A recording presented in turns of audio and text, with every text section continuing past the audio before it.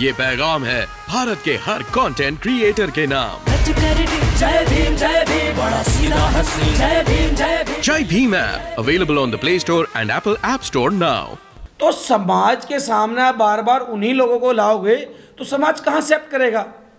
आप बताओ ना कि शमसुद्दीन रायन, मुनकाद अली या जो और लोग लगाए गए हैं, ये कितनी घटनाओं पे कितने लोगों का आंसू पूछने जाते हैं? एक भी नहीं जाता इनमें। और देख लेना, अगर यही चलता रहा तो हो सकता है जो लोग बहन जी को गुमराह कर रहे हैं कि इससे और कम हो जाए वोट परसेंटेज। अभी जो गुड्डू जमाली को जो प्रत्याशी बनाया गया है लोकसभा का, अगर बदलाव नहीं किए गए तो उपचुनाव बहुत भारी पड़ने वाला है। मध्य प्रदेश का चुनाव सर पे है, 2024 में हरियाणा का आ जाएगा, राजस्थान का चुनाव सर पे है, और लोगों के बदलाव किस लेवल पे कर रहे हो आप? जब तुम बात यूथ की करते हो, महिलाओं की करते हो, उनको भागीदारी क्यों नहीं दी जा रही? एक ऐसी पार्टी बहुजन समाज पार्टी है जिसकी रैलियों में सब समाज के लोग आते हैं और भारी संख्या में महिला आती हैं। हम बहन जी को सलाम करते हैं, लेकिन फिर भी हमें महिला विंग खोलनी चाहिए।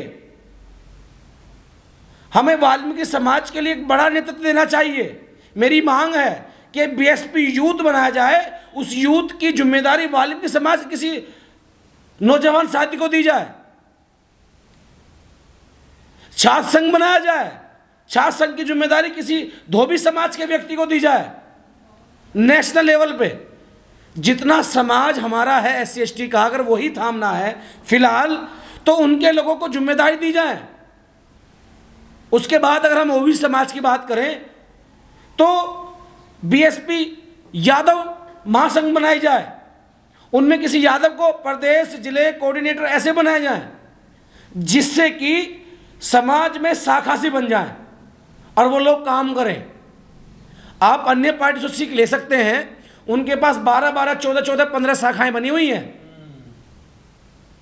अभी आप देखिए, एक बलिया से हैं जो बसपा के प्रभारी रहे कई स्टेटों के, उनको अखिलेश ने जो है अम्बेडकर युवा वाहिनी बनाकर दे दी। तो क्या हम नहीं कर सकते? हमें क्या कमी है? हम तीसरे नंबर की पार्टी नहीं है हमारी? हमारे पास नेशनल लीडर नहीं है बहन जी? सब है हमारे पास, बस पता नहीं क्या विडंबना है कि हम विंग नहीं बना पा रहे हैं।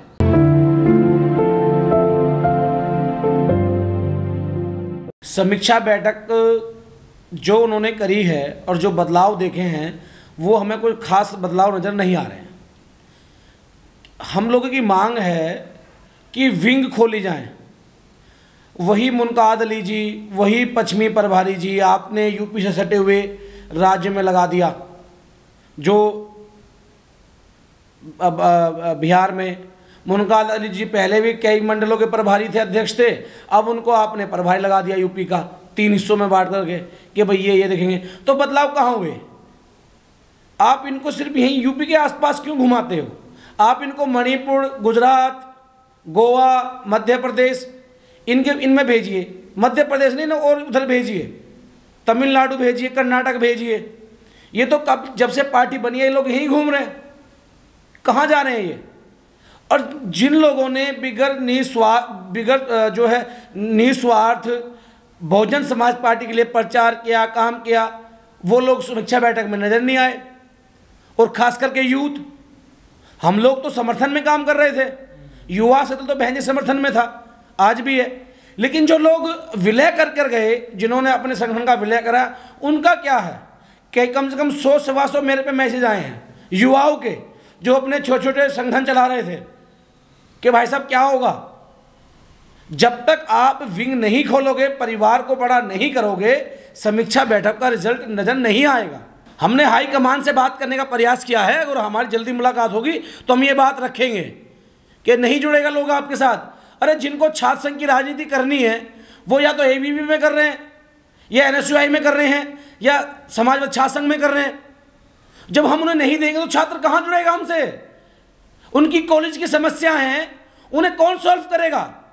बसपा का जिलाध्यक्ष, कोऑर्डिनेटर?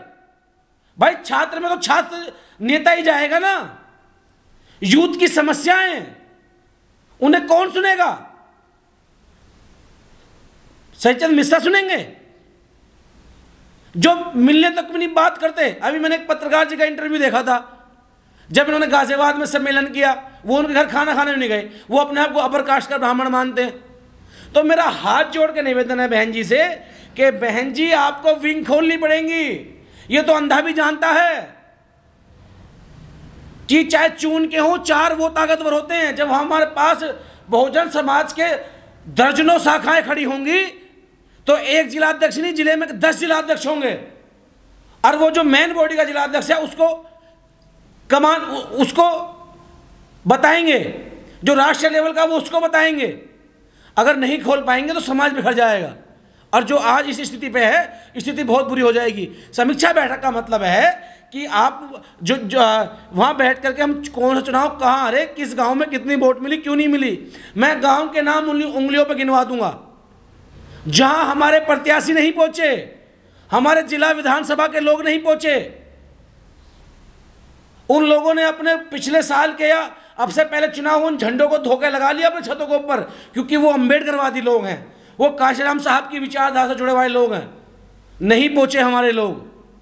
ये कहना गलत नहीं है कि एससी वोट खिसका है, वो इस कारण खिसका है क्योंकि ना तो उनकी भागीदारी दी गई और ना ही उनके यहाँ कोई प्रचार करने के लिए पहुंचा। मेरे से बहन जी मिली नहीं है, जब मुझसे मिलेंगे अगर नहीं सुनेंगे तो मैं वो आपको बताऊंगा। अभी तो मुझे लगता है कि सिर्फ पे सलाहकार ही गलत है।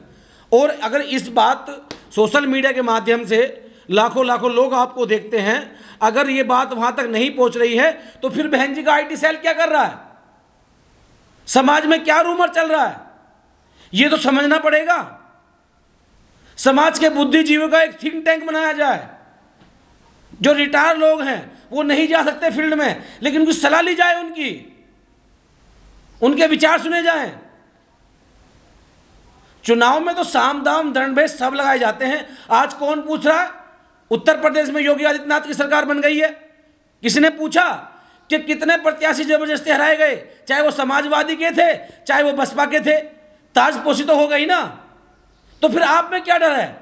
आप भी अपना पूरा जो है संवैधानिक रूप से अपनी विंग खोले, अपने लोग इकट्ठा करें। और मैं दावा करता हूं जिस दिन बहन जी ने महिला मोर्चा, छात्र संघ, यूथ विंग, बुद्धिजीवी प्रकोष्ठ बना दिया ना, आप उसके साल भर बाद कोई भी चुनाव हो, अगर कोई भी बहन जी को देश की प्रधानमंत्री बनने से रोक ले। मैं मध्य प्रदेश गया हूं, राजस्थान गया हूं, चंडीगढ़ गया हूं, पंजाब गया हूं और उत्तर प्रदेश में काम कर रहा हूं, दिल्ली में मैं गया हूं। ये लोगों की मांग है कि जितने ज्यादा सिपाही होंगे उतने ज्यादा हम लोग ताकतवर होंगे। नोएडा के कुछ लोग समाजवादी पार्टी के मुखिया जी से मिलने गए तो अखिलेश यादव ने यह कहा कि तुम गिने चुने लोग यही आ जाते हो, क्या और समाज के लोग नहीं है नोएडा में? तो वो लोग हमारे पास भी आए, तो कम से कम उनके नेता ने बात तो कही।